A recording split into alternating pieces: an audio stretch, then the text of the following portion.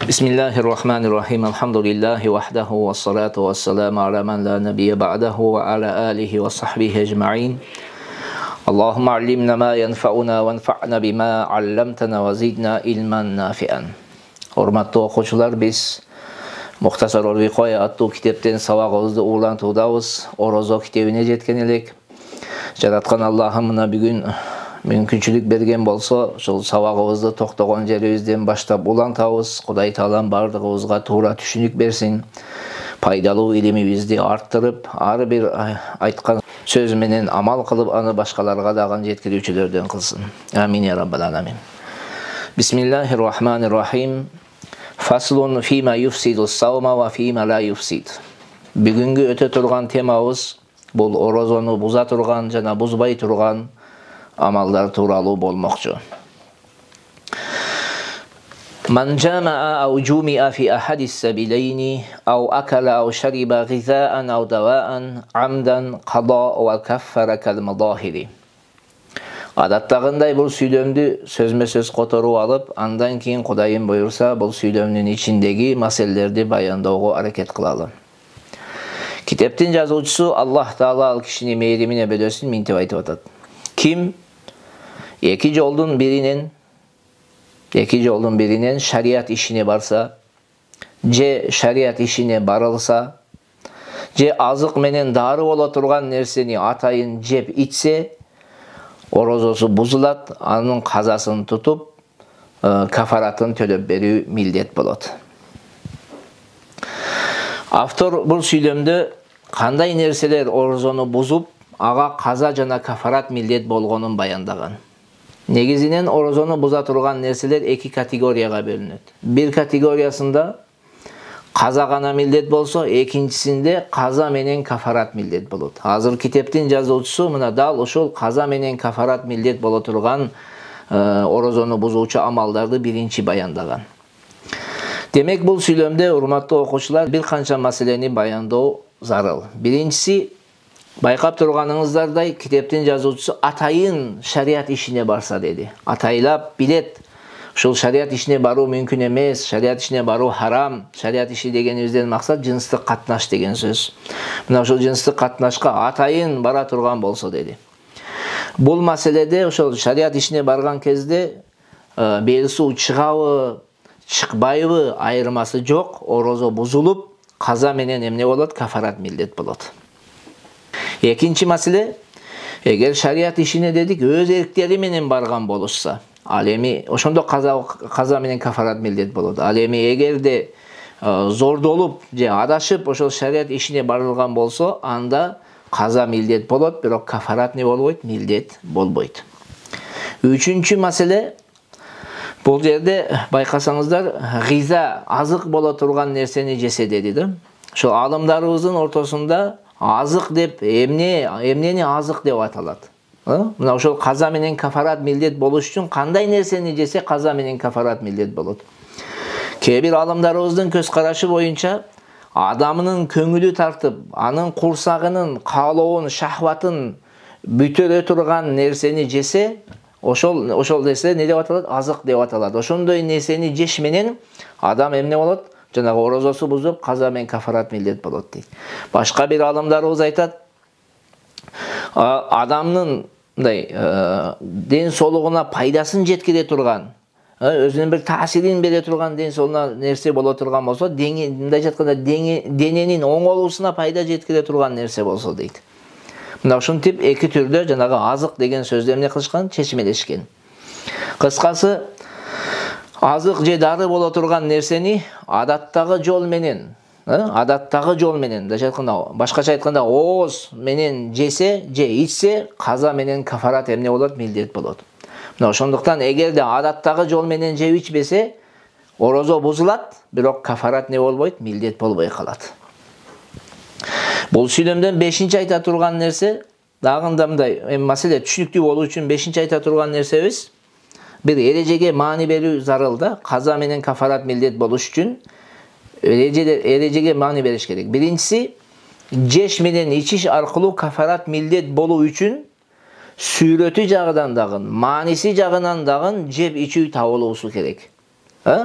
Demek jeşte iki nerse табылыш керек. Birinci сүрөтү жагынан деди. Сүрөтү жагынан дегенде бул кадимкидей эле озго салып алып чайнап жутуп айтат. Мына ошондой болсо сүрөтү жагы табылды.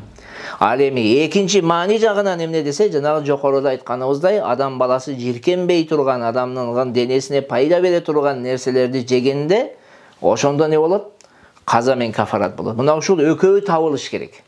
Эгерде ушул экөөнүн бири табылбай турган болсо, анда орозо бузулат, бирок кафарат милдет болбой калат. Мисалга сүрөтү табылды. Айталы бир ташты жутуп алды да. Кичинекей майда ташты жутуп алды. Же өзүнүн кусундусуну кайра жутуп алды дейли. Мына ушунда ооз аркылуу кирди.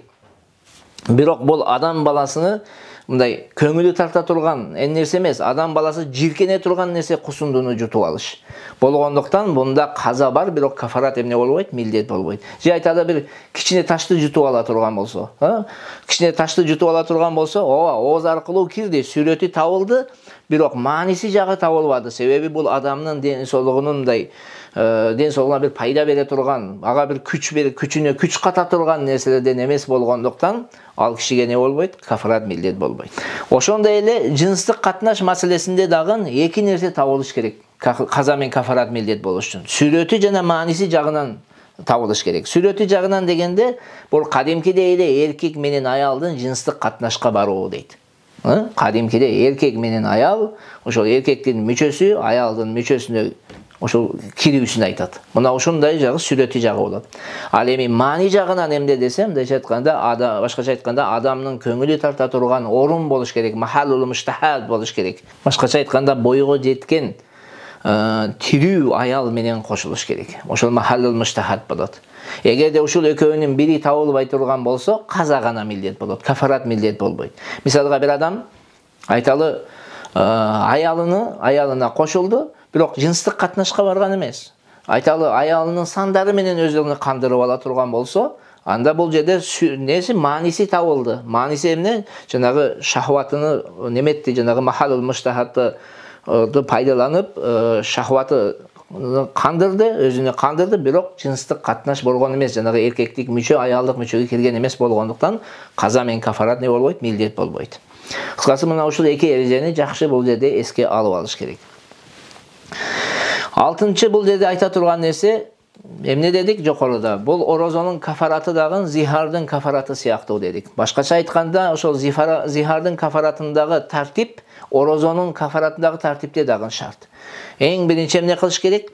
Кафарат төлөгөн адам кул азат кылат. Эгерде кул азат кылууга алы жетпей турган болсо, анда 2 ай уда орозо тутуш керек болот. Уда ортодо орозо ачылбай 2 ай уда орозо тутуш керек.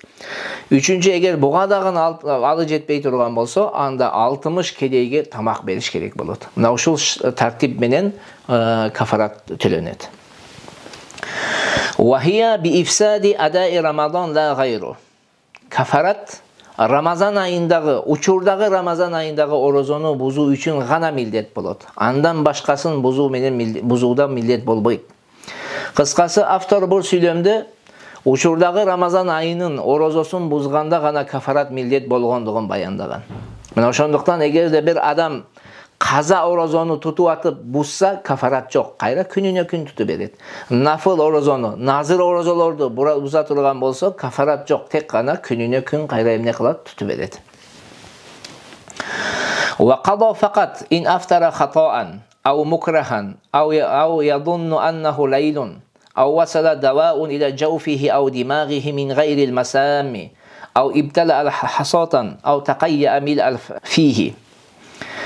Китептин жазуучусу мынтип айтып атат: эгерде ката кылып оозун ачса, же түн деп ойлоп жесе, же дары ичине кадимкидей дары ичине же дымагына теринин тешиктеринен эмес, андан башка жол менен жетсе, же майда ташты жутуп алса, же оозун толтуруп кусса, каза тутуу гана милдет болот.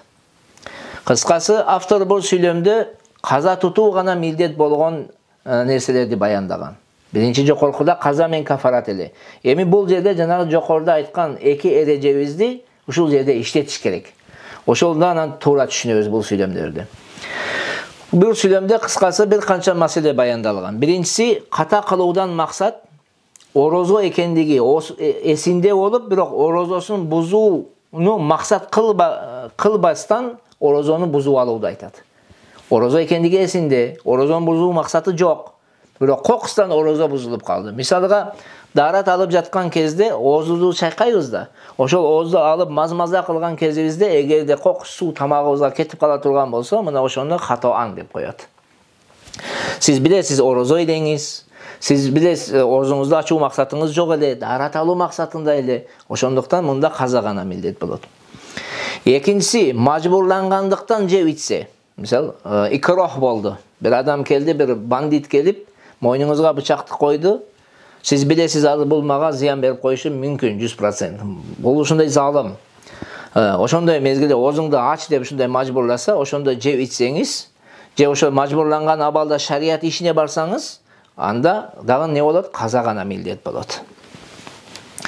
Üçüncü mesele, tün dep oylop. Jep içti. Tün dep oylop jep içti da. Karasa taң atıp ketken eken. Эми ушул маселеде каза гана милдет болот дейт. Бирок ушул сүйлөмдө эки маселени камтыган бул сүйлөм. Биринчиси, эгерде түн деп ойлоп сухур жеп, кийин таң аткандыгы билинсе. Бул жеген кезде, жеп аткан кезде таң атып кеткен экен. Ошондо каза гана не болот? Милдет болот, орозосу бузулуп. Экинчиси, эгерде күн батты деп ойлоп, оозун ачты. Кийин караса күн бата электиги билинди. Күн бата элек экен. Анда даган орозосу бузулат да, ошол күндүн казасын гана тутуу берүү эмне болот? Милдет болот. Бирок, жанагы биринчи мисалда, даган экинчи мисалда даган күн батканга чейин жебей ичпей жүрүүсү милдет болот. Ооба, орозосу бузулат, бирок эртеден кечке дерим ал эчтекени жебей ичпей жүрүүсү мойнуна милдет, важип болот мойнуна. Бул эме bir mesele. Anan ayta turgan nerse, эгерде таң аткандыгы билинбесе, казасы милдет болбойт. Түшүңүздөр, жана биринчи мисалда таң ата элек деп ойлоп жеди, таң аткан болсо, анык таң аткан болсо, орозосу бузулду.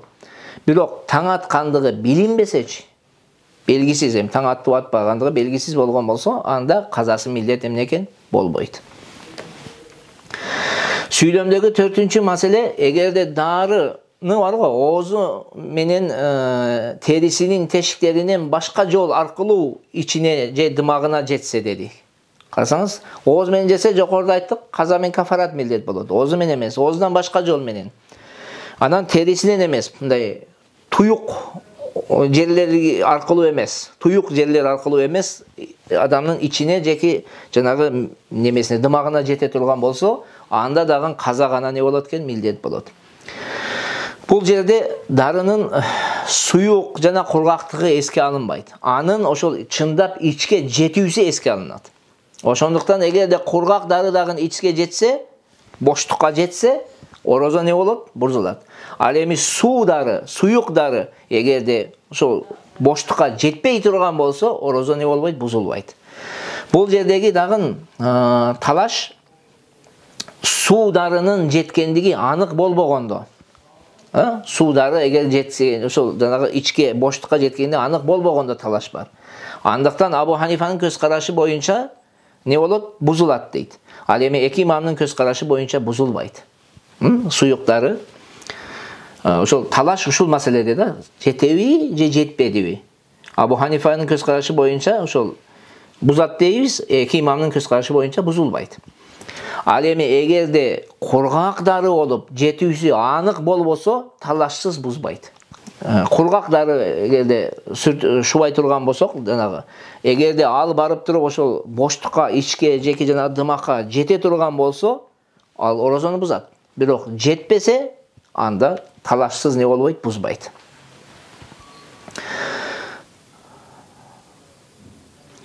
Бул маселенин мисалдары көп. Ошуга тиешелүү маселенин мисалдары өтө көп. Мисалы, эгерде дымагынын пардасына жеткен жаракатты дарылаганда, дары дымагына жетсе, бир. Экинчиси, мурун же арткы жол аркылуу дары ичке жетсе, артка жол аркылуу. Üçüncüsü, эгерде кулагына май тамызса, ошол барып кирип кете турган болсо, май тамызса орозо бузулат. Төртүнчүсү, эгер аял уяттуу мүчөсүнө дары тамызса, мына бизде дагы ооруп калган кезде свечапы нерселерди коюштары аялдар не экен мүмкүн. Мына ошондо орозо эмне болот? Бузулат. Ал эми эгерде эркек уяттуу мүчөсүнүн демесине тешигине дары тамыза турган болсо, алдыңкы мүчөсүнө, орозо не болбойт? Бузулбайт. Себеби ал жерде туюк дейт, андан ал жака боштукка барбайт деген бир түшүнүк айтылат. Эми урматтуу окуучулар, бул сүйлөмдө ооздон башка жерден деп чектеп айтты. Жокоруда айттык, ооздон болбосун дедик. Андыктан эгер ооздон кирсе не дедик? Каза мен кафарат болот. Ошондой эле не дедик? Мин гайрил масам, теринин тешиктеринен не болбосун? Клеткалардан кирбесин деп айттык. Андыктан эгерде теринин ошол клеткалары аркылуу кире турган болсо, орозо бузулбайт. Мисалга, теринин астыга атылган укол, подкожа деп неме деп коебуз, туюк жерге атылат. Мына ошол орозону эмне кылбайт? Бузбайт. Жана бул сүйлөмдөгү 5-чи маселе, эгерде майда ташты жутуп алса дедик, каза милдет болот дедик. Ошондой эле эгер адам баласы жебей турган нерсени, адам баласы адатта жебей турган нерселер бар, же адам баласы жиркене турган нерселерди жесе, каза гана эмне болот? Милдет болот. Жана жокорудагы эрежеге байланыштуу. Бул маселелердин дагы мисалдары эмне болот? Өтө көп. Алардын мисалга бир бөлүгүн айтып кете турган болсок, эгерде адатта жейилбей турган бир жалбыракты жесеңиз, мисал, каза гана милдет болот. Өзүңүздүн түкүрүгүңүздү оозудан ажырагандан кийин кайра жутуп алдыңыз. Оозуңуздан түкүрүгүңүз ажырап чыкты, кайра абратын ошону не кылдык дейли? Жутту дейли. Мында дагы каза гана болот. Башка бирөөдүн түкүрүгүн жутсаңыз дагы не болот? Каза гана милдет болот. Эгерде бирок өмүр жолдошуңуздукун жутсаңыз, анда каза менен кафарат дагы милдет болот. Себеби андан адам не болбойт? Өмүр жолдошунукун жутуудан адам баласы жиркенбейт дейт да. Жиркенбейт дейт. Ошол себептен каза менен кафарат болот дейт. Анан дагы буларга мисал катарында айтсак, мисалга ун менен камырды жейиш. Адатта адамдар ун менен камырды не кылбайт? Жебейт. Андан кийин оозудан чыгарган тамакты кайра жейиш. Бул оозуңуздан чыккан тамакты кайра жеш, адам баласы жиркенет да, жебейт. Мына ошондой учурларда эмне болот экен? Каза гана милдет болот. Жана бул жерде сүйлөмдө айтылган 6-чы маселе, эгерде орозо экенин билип туруп, оозун толтуруп, өзүнө өзү кустурса, талашсыз орозо не болот? Бузулат дейт. Атайын өзүнү кустурса. Ал эми эгерде оозу толтуруп куспаса, азыраак куса турган болсо, анда эки пикир бар. Абу Юсуф рахматуллахи алейхинин көз карашы боюнча орозо бузулбайт. Имам Мухаммадтын пикири боюнча эмне болот? Бузулат. Дуррул Мухтар деген китепте Абу Юсуфтун сөзү туура деп келген. Бирок бул жерде Имам Мухаммад рахматуллахи алейхинин сөзү бул зохири риваят болот. Жана Бахру Роикте дагы ушул Имам Мухаммадтын пикирин эмне кылган? Тандаган. Ошондуктан Имам Мухаммадтын сөзүнө фатва берилет. Өзүнө атайын кустурган кезде аз кусабы, көп кусабы, айтор орозо эмне болот экен? Бузулат. لا إن غلبه أو أفطر ناسيا أو احتلم أو نظر فأنزل أو دخل غبار أو دخان أو ذباب حلقه. Китептин жазуучусу мынтип айтып атат. Эгерде кусу өзү келсе дейт, же унуткан абалда оозун ачса, же ихтилам болсо, же бирөөгө карап бел суу чыгып кетсе, же чаң, түтүн, чымын тамагына кирсе, орозо эмне болбойт? Бузулбайт дейт.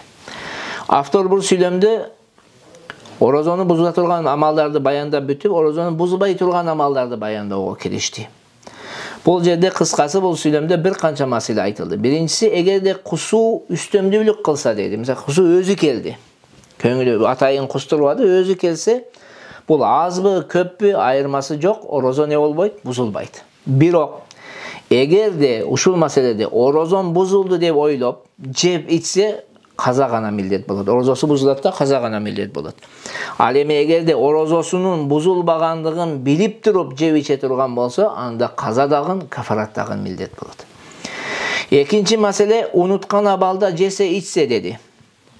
Орозосу бузулбайт деди. Бирок эгерде оозум ачылып калды деп ойлоп жесе, бул ойлоду да, мен эми жеп алдым, унуткан абалда орозону жеди, кийин оозум ачылып калды деп ойлоп, кайра анын үстүгө дагы жей турган болсо, кафарат милдет болбойт, каза гана милдет болот.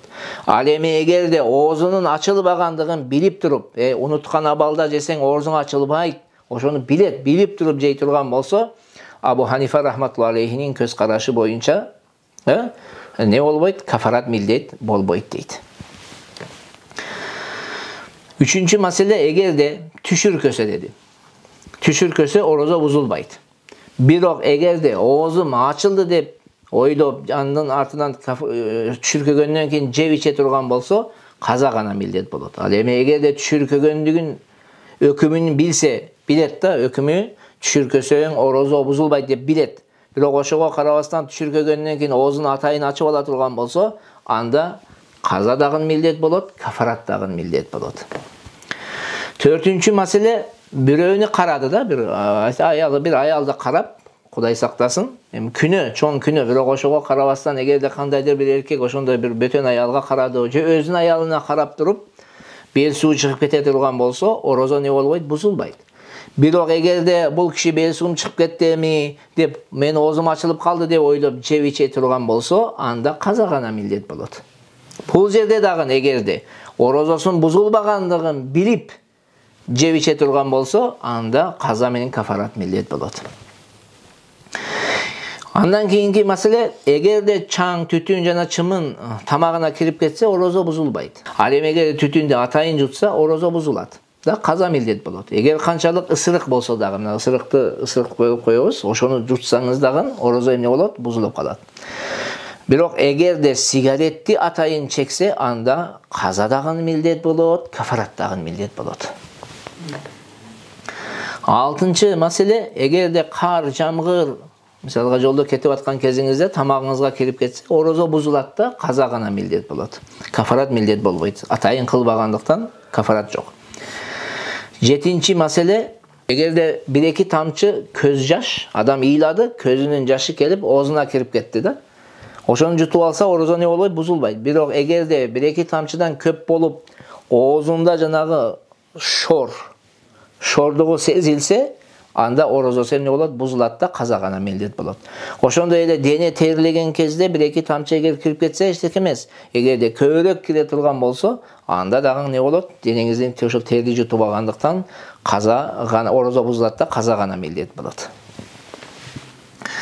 Wala wati'a bahimatan aw maytatan aw fi ghayri farjin aw qabbala aw lamasa in anzala qada wa la kaffarata.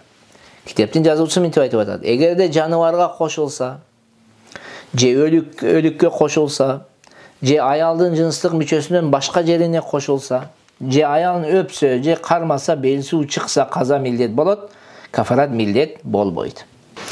Автор бул сүйлөмдө жыныстык катнашка тиешелүү болгон кээ бир маселелерди баяндады. Аларга ар бирине токтой турган болсок, мисалга, эгерде жаныбарга кошулса, бел суу чыкса, орозо бузулуп, каза гана милдет болот. Ал эми эгерде